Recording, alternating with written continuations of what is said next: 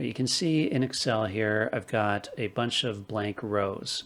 This one, they go on the way down. And I don't want to do this where I go delete, delete. It's going to take forever, right? So in order to delete all of those, I select them all, and I'm going to hit Control G on my keyboard, and it brings up this Go To.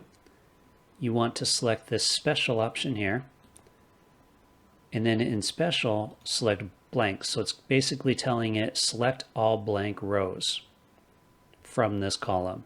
Hit OK. Now that they're all selected, I want to remove them. I'm going to hit Control minus on my keyboard, brings up the delete, and I'm going to go Shift cells up, and I'm going to hit OK, and you can see it deleted all of those blank rows. Now keep in mind, a little tip here, let's say I've got data in this one.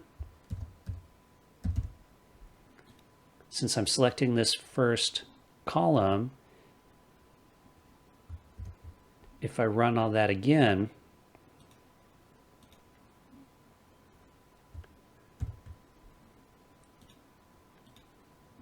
it won't delete what's in that other field.